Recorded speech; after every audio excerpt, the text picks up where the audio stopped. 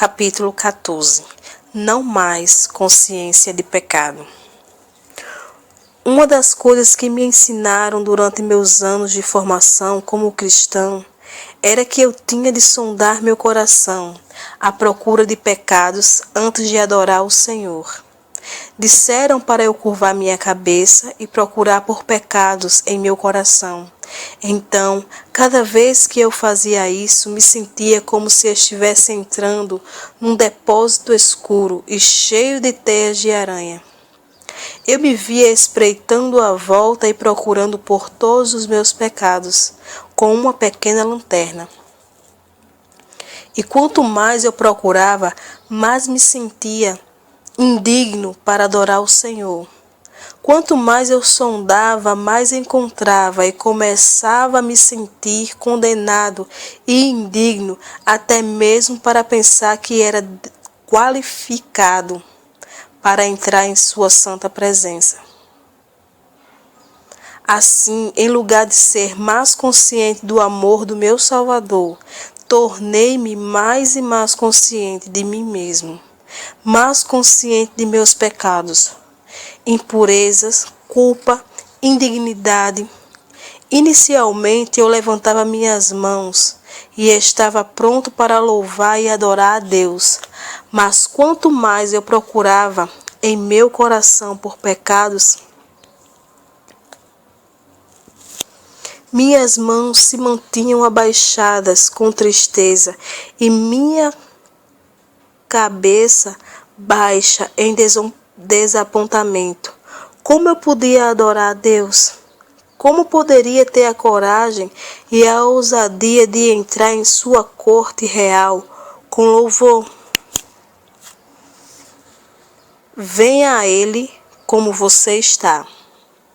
Na medida em que cresci e amadureci nas coisas de Deus, percebi que a ideia de que você precisa estar certo antes de poder adorar a Jesus é uma tradição humana. A mulher citada em Lucas capítulo 7, que foi até Jesus com um frasco de alabastro de óleo aromático, simplesmente se prostrou aos seus pés e o adorou. Ela lavou os seus pés com suas lágrimas e os secou com seu cabelo antes de ungí-lo com o óleo. A Bíblia diz claramente, registra que a mulher era uma pecadora, mas não diz nada acerca de ela ter sondado seu coração ou confessado seus pecados antes de adorar a Jesus. Ela o adorou do jeito que estava, e depois disso Jesus lhe disse: teus pecados estão perdoados. Seja qual for sua necessidade, venha a Jesus. Ele é o seu Salvador, o seu curador, o seu provedor e a sua paz. Ele é o seu eu sou. Penso que o diabo tem tentado nos roubar essa tremenda verdade. Seja qual for sua necessidade, se você está afundando em dívidas, soterrado em um pecado em particular ou aterrorizado por seu futuro, venha a Jesus. Ele é o seu Salvador. Ele é o seu curador, Ele é o seu provedor, Ele é a sua paz, Ele é o seu perdão, Ele é o seu eu sou. O que significa Ele é o grande eu sou? Para qualquer situação que você esteja enfrentando em sua vida, seja qual for a perda que você estiver enfrentando, exatamente agora, Ele é a sua solução. Venha e adore-o exatamente como você está. E Ele vai suprir você em sua necessidade. Você não tem de se preocupar com o seu pecado, porque está adorando o seu perdoador. Você não tem de se preocupar com sua doença, porque está adorando o seu curador. Se os crentes realmente conhecem essa verdade, nem cavalos selvagens seriam capazes de impedi-los de vir adorar a Deus. Você conhece alguém que se limpa antes de tomar um banho? Soa ridículo, certo? No entanto, há pessoas que evitam ir a Jesus porque sentem que devem endireitar as coisas em sua vida primeiro. Será que elas não conseguem perceber que na verdade estão dizendo que precisam se limpar antes de tomar um banho? Ora vamos, Jesus é o banho que nos limpa. Ele é a solução. Ele nos ajudará a endireitar o que nunca seremos capazes de endireitar por nós mesmos. A mentira de que você tem de limpar a si mesmo primeiro é tão arraigada na igreja que muitos crentes dizem: pastor, não quero ver a Jesus até que eu tenha acertado minha vida. Se essa é a sua resposta, então a triste verdade é que você nunca virá a Jesus, porque você jamais chegará ao ponto em que possa tornar a sua vida certa. Venha para o banho e o banho o limpará. Venha como está, com todos os seus pecados, e Jesus lavará você de toda culpa e condenação. O mundo precisa ouvir essa verdade e não apenas receber uma lista de faça e não faça. Pregue a verdade e o mundo virá às igrejas se aglomerando na busca por suas respostas. Eles estão procurando por algo real e é isso que podemos lhe oferecer. Mas isso não se encontra em 2 pedaços de pedra. Você não pode ter um relacionamento com a fria, difícil e impessoal lei gravada em pedras. Mas você definitivamente pode ter um relacionamento com o nosso Salvador Jesus Cristo. Ele é querido, amável e cheio de graça. As pessoas irão se reunir onde o verdadeiro evangelho de Jesus estiver sendo pregado. O evangelho para o qual Deus convocou Paulo a pregar. O evangelho da graça, do perdão e de nenhuma condenação. A graça de Deus lhe ensinará a rejeitar a iniquidade. Você sabe o que pode produzir caráter, santidade e o fruto do Espírito Santo no corpo de Cristo? Ao contrário do que alguns pregadores da lei estão dizendo, é o evangelho puro da graça de Deus que vai produzir todos esses bons frutos. A Bíblia declara isso claramente. Porquanto a graça de Deus se manifestou, salvadora a todos os homens, educando-nos para que, renegadas as impiedades e as paixões mundanas, vivamos no presente século sensata, justa e piedosamente. Claramente é a graça de Deus que produz um viver equilibrado, justo e santo.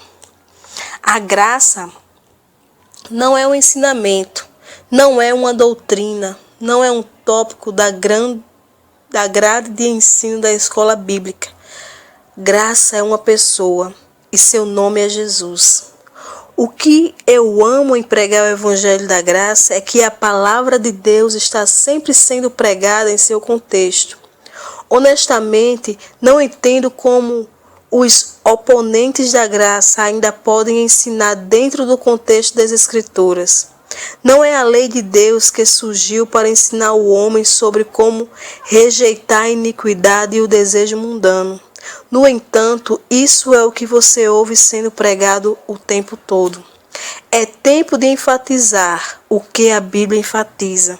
A nova aliança tem tudo a ver com a graça de Deus, que traz salvação. A graça não é um ensinamento, não é uma doutrina, não é um tópico na grade de ensino da escola bíblica. Graça é uma pessoa e seu nome é Jesus. A graça se mostrou a todos os homens, ensinando-nos o segredo para a devoção, o caráter e a santidade. Ele nos mostrou que tudo se encontra nele e em sua obra na cruz. Quando você o tem, você é piedoso. Quando você o tem, você é justificado. Quando você o tem, o bom caráter se manifestará. Quando você o tem, você é feito santo. Entendendo a santidade. O que é santidade? O entendimento convencional de santidade é que ser santo tem a ver com fazer a coisa certa. mas olhe mais de perto a palavra santidade.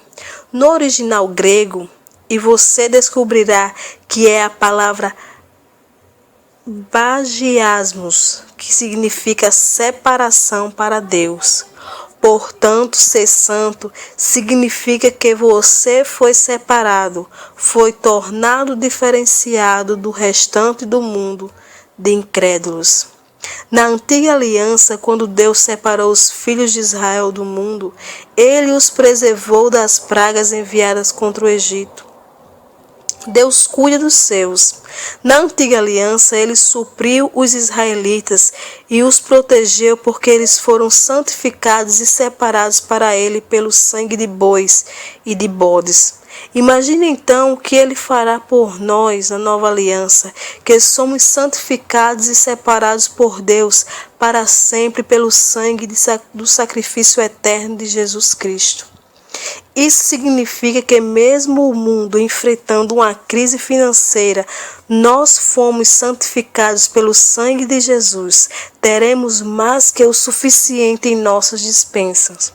Significa que mesmo havendo todo tipo de epidemias, doenças e enfermidades no mundo, como a doença da vaca louca ou a gripe aviária, nós seremos santificados e separados para desfrutar a proteção de Deus e a saúde divina. Meu amigo, Deus não exige que você vasculhe seu coração e localize seus pecados antes que possa adorá-lo. Quando o salmista Davi clamou, sonda-me, ó Deus, e conhece o meu coração. Ele estava pedindo a Deus para sondá-lo, que não estava sondando a si mesmo. Em todo caso, o que Deus vai encontrar se ele sondar você hoje é a sua justiça em Jesus Cristo, pois ele o vê como justo, santo e perdoado. Ele já declarou: pois para com as suas iniquidades usarei de misericórdia, e dos seus pecados jamais me lembrarei. Como você se vê hoje? Você está mais consciente de seus pecados ou mais consciente de sua justiça e do que o sangue de Jesus fez? A tradição tem nos ensinado a estar ocupados com o ego, mas a graça nos ensina a estar ocupados com Cristo. Quanto mais você se ocupa consigo mesmo, mais rejeitado, oprimido e deprimido você se torna. Seja qual for o ângulo pelo qual você se olha, verá maldade, indignidade e desqualificação. Estar ocupado com Cristo é afastar-se do ego e ver a Jesus. Ele é como um diamante precioso. Quando você está apoiando na luz da palavra de Deus, seja para onde for que você olhe, ele cintila como raios de beleza, perfeição, justiça, santidade e plenitude. Você percebe isso? Olhe para fora da sua própria debilidade e veja Jesus, porque a palavra de Deus diz: segundo ele é, também nós somos neste mundo. Jesus é santo, então você também é. Mas como você é santo? Há pouco expliquei que você não é santificado por seus pensamentos e ações. Você é santificado por causa do sacrifício de Jesus na cruz. Agora vamos um pouquinho mais ao fundo para examinar o sacrifício que foi feito em seu lugar. O livro de Levítico fala das 5 ofertas da antiga aliança: o holocausto, a oferta pacífica, a oferta de alimento, a oferta pelo pecado e a oferta pela transgressão. Essas ofertas são uma sombra ou simbologia do que o nosso Senhor Jesus conquistou quando ofereceu a sua vida por nós na cruz. Jesus, como nossa oferta de sacrifício, fez sua obra maravilhosa e ela requer 5 ofertas para descrever o ato de seu sacrifício na cruz. Neste livro, vou me concentrar em 2 das mais importantes ofertas: o holocausto e a oferta pelo pecado. A oferta pelo pecado. Vamos falar da oferta pelo pecado primeiramente. Segundo a lei, quando o homem pecasse, devia trazer uma oferta pelo pecado ao sacerdote. Imagine que você está vivendo nos dias do Antigo Testamento. Você pecou e agora está trazendo um cordeiro como sua oferta pelo pecado ao sacerdote. A primeira coisa que acontece é que o sacerdote examina o cordeiro para assegurar-se de que ele não tem manchas. O cordeiro deve ser sem manchas e perfeito, porque isso fala da perfeição de Jesus.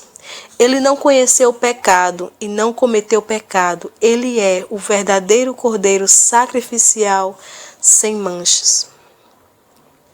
Depois que o sacerdote examina sua oferta pelo pecado, você deve colocar suas mãos na cabeça do animal. Por que você deve colocar suas mãos na cabeça do cordeiro? Impor as mãos sobre o animal que você trouxe ao sacerdote é um ato de identificação. Quando você coloca suas mãos sobre a sua oferta pelo pecado, seus pecados são transferidos para o cordeiro inocente. Depois de impor suas mãos sobre o cordeiro, você deve matá-lo. O cordeiro deve ser morto porque todos os seus pecados foram transferidos para o corpo dele. E porque ele morre carregando seus pecados, você pode sair livre.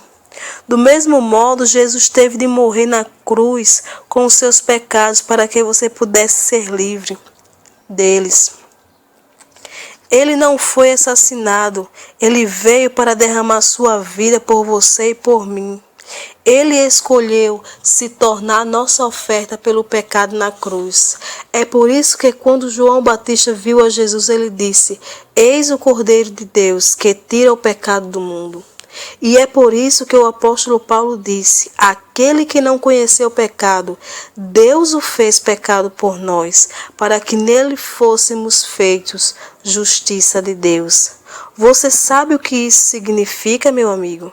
Significa que no momento em que você recebeu Jesus Cristo em sua vida, todos os seus pecados foram transferidos para Jesus para sempre.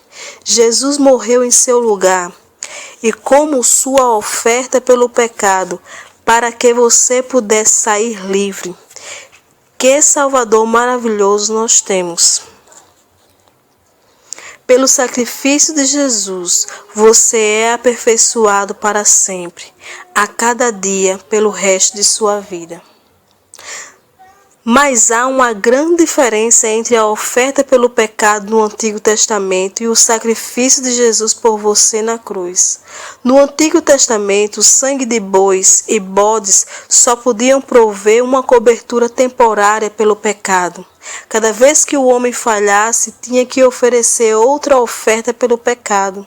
Louvado seja Deus, porque na nova aliança a Bíblia declara que com uma única oferta, aperfeiçoou para sempre quantos estão sendo santificados. O sangue de bois e bodes jamais poderiam tirar o pecado. Então os sacrifícios tinham de ser oferecidos repetidamente, mas o sacrifício de Jesus, de uma vez por todas. Trata-se de uma obra completa e consumada, por isso ele nunca mais precisa ser sacrificado de novo. Jesus é a perfeita oferta pelo pecado. Seu sangue não cobre apenas temporariamente seus pecados.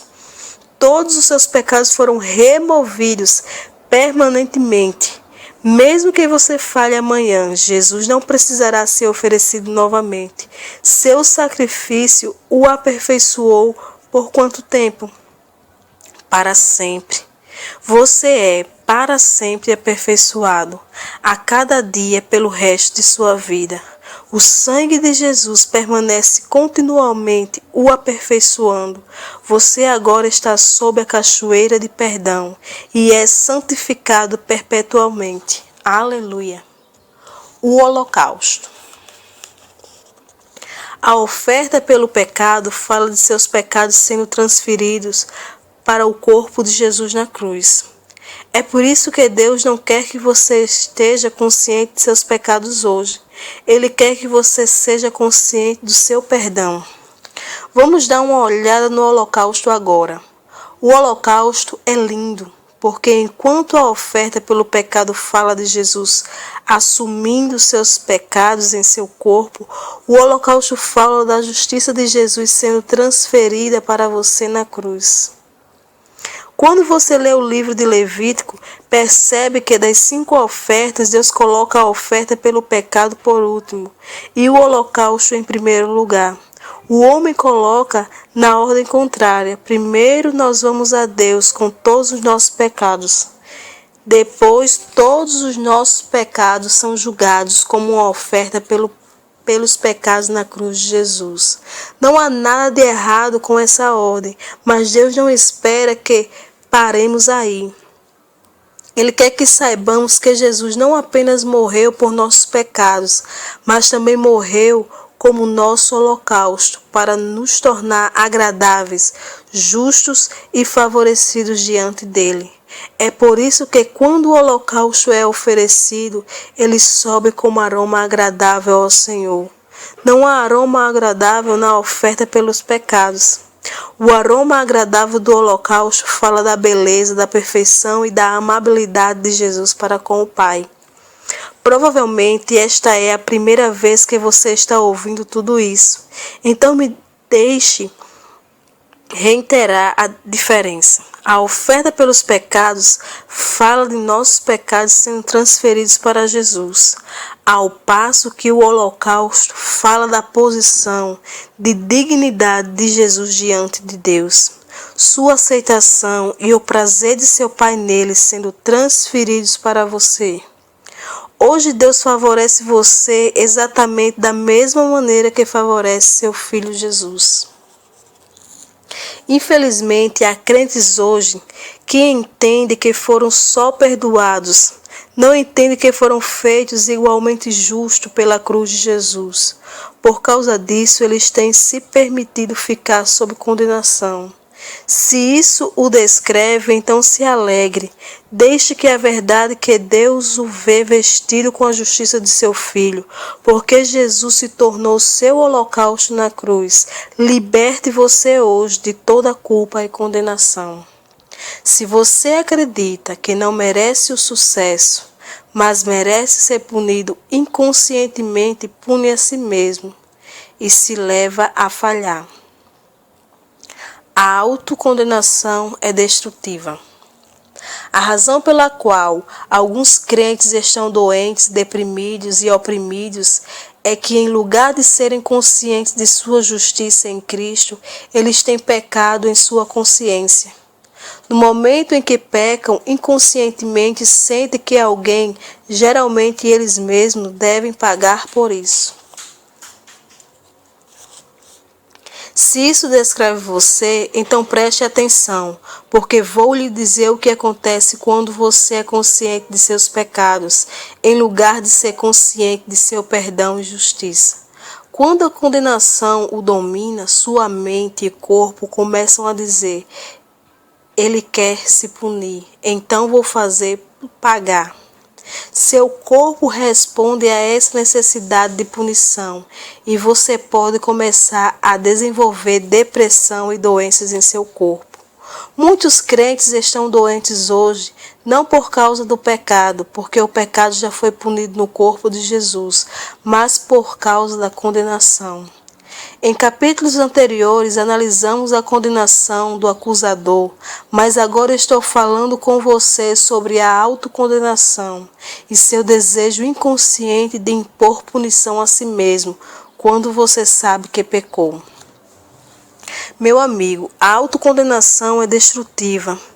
Quando falha em perceber que Jesus já carregou sua punição, você pune a si mesmo ou descarrega isso em sua família por meio de abuso verbal ou mesmo físico. Se acredita que merece ser punido, que não merece o sucesso, você inconscientemente ativa um mecanismo de autossabotagem para se punir e levar a si mesmo a falhar. Você pode estar a um passo de um contrato lucrativo de negócio ou prestes a enveredar em uma excitante oportunidade de carreira, mas de algum modo você se pega fazendo alguma coisa que sabota o negócio todo e faz tudo desmoronar diante dos seus olhos. Por quê? Porque bem no fundo você acha que não merece aquilo. A autocondenação também se manifesta como um efeito destrutivo nos relacionamentos. Se você está em um relacionamento maravilhoso com alguém, a quem realmente ama e se importa com você, inevitavelmente você faz algo que sabota o relacionamento, porque novamente algo em seu interior lhe diz que você não merece ser amado por essa pessoa. Os psiquiatras lhe dirão que uma pessoa com tal comportamento é guiada pela culpa e tem um contínuo sentimento de querer se punir. O mundo tem todo tipo de terminologia pomposa para descrever pessoas que exibem um desejo inconsciente de punição. Mas esses mesmos psiquiatras não conseguem lhe mostrar como superá-los. Amado, desperte e perceba que Jesus já foi punido em seu lugar. Pare de se condenar e se punir, porque Jesus já foi condenado e punido em seu lugar. Se você diz que acredita que Deus já o perdoou de todos os seus pecados, então por que ainda está se sentindo culpado? A existência da culpa e da condenação em sua vida mostra que você não acredita realmente que todos os seus pecados foram perdoados. No Antigo Testamento, os israelitas tinham consciência dos pecados, porque repetiam o sacrifício que os lembravam deles, ainda que o sangue de bois e bodes por si só não pudessem tirar os pecados deles. No entanto, hoje os crentes não têm motivo para viver com uma consciência de pecado, porque Jesus, sua oferta definitiva pelos pecados, já os tirou deles. É por causa do holocausto de Jesus, os crentes podem viver com uma consciência de justiça. Preste atenção em seu desejo de glorificar a Deus. Deixe-me apenas ressaltar que estou escrevendo este livro para crentes que desejam glorificar a Deus em suas vidas, mas estão lutando contra a culpa e a condenação. Se você está vivendo um pecado e não tem desejo de viver um estilo de vida que glorifica a Deus, isso é uma história diferente. Você pode tentar do jeito que quiser, não ser consciente do pecado, mas não será bem-sucedido simplesmente porque você está vivendo em pecado. Por exemplo, permanecer envolvido em adultério sem desejo de terminar o relacionamento. Caia fora desse estilo de vida de pecado pela graça de Deus. Você compreende a diferença entre as duas condições que citei? Você pode estar lutando contra uma consciência de pecado, mesmo que não esteja vivendo em pecado. Estou escrevendo para aqueles de vocês que desejam quebrar o ciclo de derrota que a autocondenação traz. Estou escrevendo para aqueles de vocês que estão aprisionados na mentira de que não merecem sucesso na vida. Estou escrevendo para aqueles de vocês que querem parar de sabotar a si mesmos por causa da culpa e da condenação. Estou escrevendo para aqueles de vocês que não estão vivendo em pecado, mas mesmo assim estão lutando contra a consciência de pecado. Amado, estou escrevendo para aqueles de vocês que tiveram a ousadia de entrar na presença de Deus e adorá-lo roubada, porque depois de sondar seu coração, convenceram-se de que não estavam qualificados. Se eu estou descrevendo você, meu amigo, oro para que hoje seja o dia da sua libertação. Jesus foi um alto preço pago por todos os seus pecados. Você e eu temos para com Deus uma dívida que jamais poderemos pagar, mas Jesus já pagou a nossa dívida. Na verdade, Ele pagou caro, por isso jamais teremos a dívida em nossa consciência novamente. Deixe-me compartilhar uma ilustração e eu oro para que você abra seus olhos para o quão completamente essa dívida foi paga. Vou usar 2 de meus pastores para esta ilustração. Pastor Henry e Pastor Lawrence. Digamos que você pegou emprestada a quantia de $50.000 com Lawrence e prometeu pagar em um mês. Entretanto, com o passar do tempo, você simplesmente não conseguiu pagar o dinheiro a ele. Agora mesmo que Lawrence não peça o dinheiro, o que acontece com o relacionamento de vocês por causa deste débito em sua consciência? Será que você iria até ele e lhe daria uma tapa nas costas dizendo: "E aí, irmão, como é que vai?" De jeito nenhum. Se você esbarrasse com Lawrence, provavelmente balbuciaria timidamente algo como: oi. Quer dizer, desculpe-me, eu tenho mesmo de ir agora, mas vejo você depois. Quero dizer, uma hora dessas. A maioria das vezes, você provavelmente mudaria de caminho para evitá-lo. Agora imagine que um dia Henry ouve falar de sua dívida para com Lawrence e digamos que Henry é um bilionário além de ser um bom homem, seu amigo. Ele precisa voar para Paris, mas antes de partir resolve conversar com Lawrence e saber quanto você lhe deve. Lawrence diz a Henry que você lhe deve $50.000 e Henry dá a ele $1 milhão. É claro que Lawrence fica chocado. Ele protesta dizendo que você não lhe deve tanto dinheiro, mas Henry insiste em dar esse valor porque gosta imensamente de você e quer estar certo que você nunca mais vai se preocupar com aquela dívida novamente. E assim sua dívida está mais do que paga. Contudo, duas coisas podem acontecer que resultariam na permanência da dívida em sua consciência. Vamos imaginar que Henry tenha voado às pressas para Paris e não tenha tido tempo de falar com você e tenha incumbido um de seus assistentes de informar-lhe que sua dívida já foi paga. Porém, quando o assistente fala com você sobre o débito, ele fala inteiramente em repassar o fato de que sua dívida já foi paga e que Lawrence, na verdade, foi enriquecido por Henry por causa do débito que você tinha com ele. O assistente diz: "Bem, disseram-me para avisar você que seu débito já foi pago. Mas eu não tenho muita certeza dos detalhes, então talvez fosse bom para você continuar pagando a Lawrence. Não importa se você tem condições de fazer isso." O que aconteceu nesse cenário? O mensageiro falhou em transmitir a boa notícia. E você saiu sem ter certeza de se seu débito realmente foi pago e se você está livre dele. Isso é triste, mas você sabia que é exatamente o que está acontecendo no corpo de Cristo? Está sendo dito às pessoas pelos pregadores que Jesus não gritou: "Está consumado." Na cruz, ao contrário, elas têm ouvido que ainda precisam continuar a pagar por suas dívidas de pecado.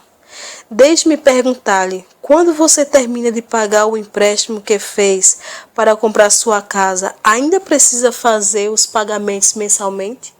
É claro que não. Você deve parar de pagar os boletos do banco, porque sua dívida foi paga. Se você continuar a pagar as prestações, estará perdendo seu tempo e dinheiro. Vamos dar uma olhada em outro cenário possível. Digamos que Henry não pudesse entrar em contato com você antes de voar para Paris. Então ele pede a um bom amigo comum, a vocês dois, para lhe dar a boa notícia de que sua dívida foi totalmente quitada. O amigo fica tão animado que dirige até a sua casa, mesmo sendo meia-noite, e diz a você: "Aleluia, tenho uma ótima notícia para você. Seu débito foi quitado. Na verdade, está mais do que pago. Você devia a Lawrence $50.000, mas Henry deu a Lawrence $1 milhão para quitar o seu débito." O mensageiro repassou a boa nova para você. Agora cabe a você, o ouvinte, acreditar na mensagem. Você pode reagir com incredulidade, perguntando: "Você tem certeza?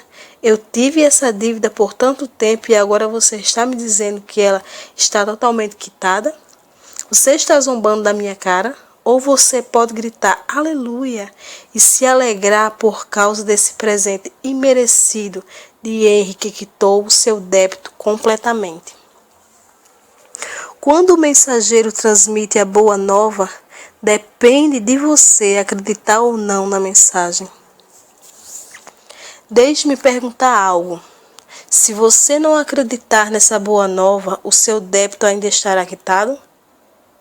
Uma vez mais, mesmo se você se recusar a acreditar que seu débito já foi pago, ele ainda está pago?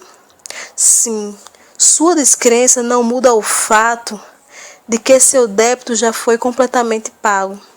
Mas sua descrença significa que você ainda terá débitos em sua consciência que o afetarão negativamente, porque toda vez que vir Lawrence, você se sentirá envergonhado e irá querer evitá-lo. Por outro lado, se acreditar na boa nova, você não evitará encontrá-lo. Na verdade, sabendo que ele se tornou um milionário porque Henry pagou mais que o valor da dívida, você tem de ser ousado bastante para chamá-lo e propor um acordo com ele. Meu amigo, Jesus já pagou sua dívida totalmente. Você sabe o que está fazendo cada vez que permite que essa dívida permaneça em sua consciência? Toda vez que você tem consciência do pecado, está insultando o pagamento do nosso Senhor Jesus Cristo. Você está dizendo que ele não é suficiente. Está dizendo que a cruz não é suficiente. E sabe de uma coisa? Você também está insultando aquele que recebeu o pagamento por sua dívida de pecado. Cada vez que tenta pagar sua dívida de pecado que já foi paga, você está dizendo que Deus não está satisfeito com o pagamento de Jesus, embora a verdade é que Ele está mais do que satisfeito com seu pagamento caríssimo. Jesus é o amado Filho de Deus vivo. Como você pode dizer que o sacrifício dele não é suficiente? Realmente importa se você condena a si mesmo e permite que sua dívida de pecado permaneça em sua consciência, mesmo depois que Jesus já pagou um alto preço? Sim, isso importa, porque além de desonrar a obra de Jesus na cruz, a consciência do pecado faz evitar a Deus e pode produzir em você condenação, doença, enfermidade, depressão e um ciclo de pecado. Ouça atentamente, meu amigo, por causa de quem Jesus é e pelo valor desse único homem, o preço que ele pagou pelos nossos pecados foi um pagamento além do necessário. Todos os pecadores juntos não podem se comparar ao valor desse homem. Acredite na boa nova e se aproxime do seu Salvador hoje. A palavra de Deus declara que você pode ter ousadia para entrar no Santíssimo Lugar pelo sangue de Jesus. Ela declara que você pode se aproximar com um coração confiante, em plena certeza de fé, tendo o coração purificado de uma má consciência e o seu corpo lavado com a pura água. Alegre-se, amado. Ouça mais do Evangelho de Jesus. Pastor Prince, eu quero parar de ser tão consciente dos meus pecados, mas como faço isso? O caminho para sair da consciência do pecado é ouvir mais ensinamentos sobre a obra consumada de Jesus e como o seu sangue o purificou e lhe perdoou de todos os seus pecados. Quando você recebe Jesus como sua oferta pelo pecado, seu coração é espargido com o seu sangue contra uma má consciência. Porque seus pecados já foram punidos em seu corpo. Uma má consciência é uma consciência que está constantemente ciente dos seus pecados. Na medida em que ouvir ensinamentos que exaltem a Cristo, você começará a ser mais consciente do seu perdão do que dos seus pecados.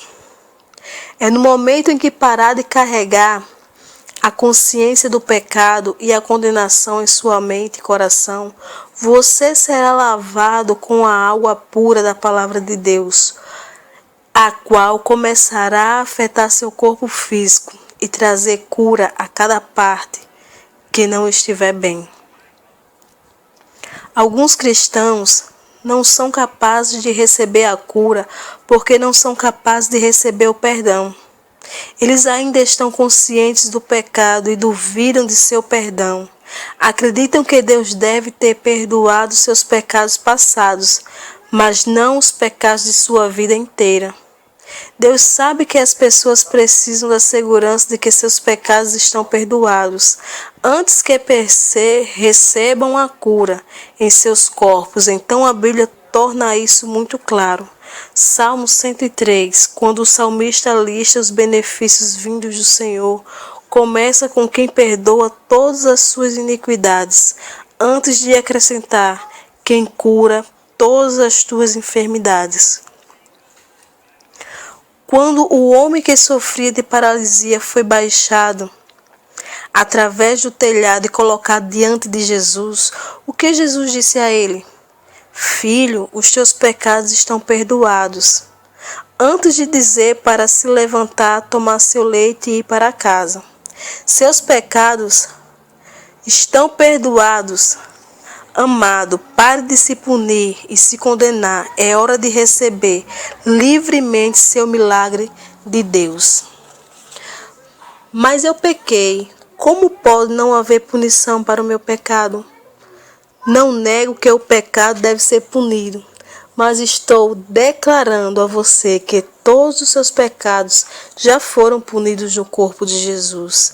Ele é a sua perfeita oferta pelos pecados, e nós que recebemos o seu perdão não devemos mais ter consciência de pecados.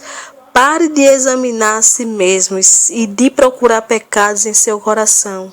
Lembre-se de que quando alguém levava sua oferta ao sacerdote, ele não examinava a pessoa, mas sim a oferta pelo pecado.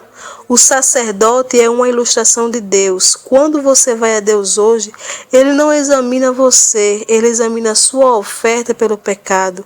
Ele examina Jesus, que é completamente perfeito e sem pecado, sem mancha, ruga ou cicatriz. Deus aceitou Jesus como sua oferta pelo pecado, e assim cada um dos nossos pecados foi transferido para o seu corpo. Pare de se punir. Jesus já foi punido pelos seus pecados. Creia nisso e deixe sua consciência ficar satisfeita. Comece a desfrutar todos os seus benefícios, porque eles são seus por direito adquirido a preço de sangue. Leia Salmos 103 e perceba que o perdão é seu, a cura é sua, a redenção da destruição é sua. Ser coroado com graça e misericórdia, isso é seu. O renovo da mocidade é seu. Aleluia! Simplesmente creia que o seu débito de pecado já foi pago. E caminhe nessas bênçãos hoje. Pare de se punir. Jesus já foi punido pelos seus pecados. Creia nisso e deixe sua consciência ficar satisfeita.